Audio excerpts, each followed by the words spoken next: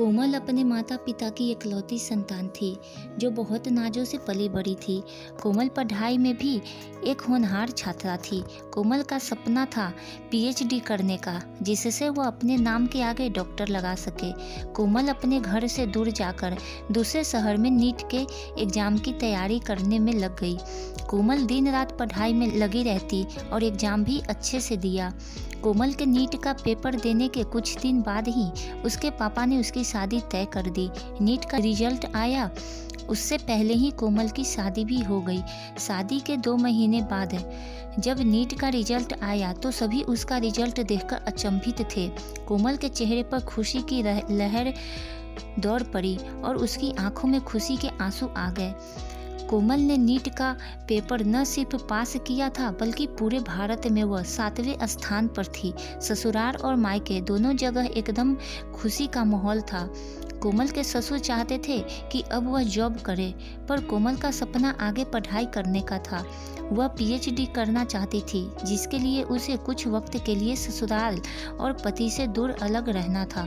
कोमल की अच्छी रैंक की वजह से अलग अलग यूनिवर्सिटी से उसके पास एडमिशन के लिए कॉल आने लगे। उसे रिटेन टेस्ट देने की भी ज़रूरत नहीं थी, उसे सीधे इंटरव्यू के लिए बुलाया गया। लेकिन कोमल की ये खुशियाँ ज़्यादा देर तक नहीं टिकी और उसके ससुराल ने सारी उम्मीदों पर पानी फेर दिया। कोमल के ससुर ने उसे आगे की पढ़ाई के लिए भेजने से मना कर दिया और एक ही पल में उसके सारे सपने चूर चूर कर दिए। जैसी उसने सुना वह बुत बनी खड़ी रह गई। कोमल ने सपने में भी नहीं सोचा था कि उसके साथ ऐसा कुछ होगा। उसके पैरों तले जमीन खिसक गई। जब यह बात कोमल के पापा को पता लगी, वो तुरंत कोमल के ससुर से मिलने उनके घर गए। कोमल के पापा इस बात से बहुत क्रोधित थे और बहुत समझाने पर भी जब कोमल के ससुर नहीं माने तो उन्होंने कोमल को अपने साथ लाने का फैसला किया। कोमल के पापा ने कहा, यदि आप लोग कोमल को आगे बढ़ने से रोकते हैं तो मैं उसे अपने साथ ले जाऊंगा और वहीं से वह आगे की पढ़ाई करेगी।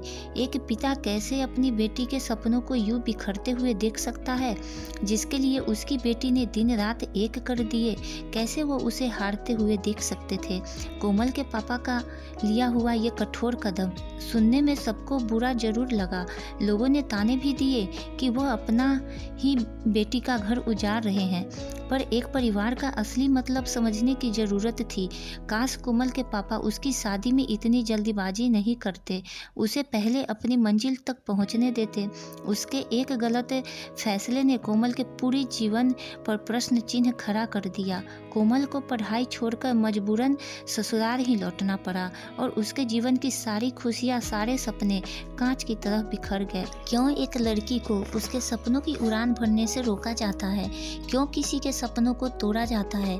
क्यों एक लड़की की सारी खुशियाँ दांव पर लगाया जाए? क्यों शादी को ही जिंदगी का आखिरी मकसद बनाया जाता है? क्यों एक लड़की के सपने को बार बार कुचला जाता है?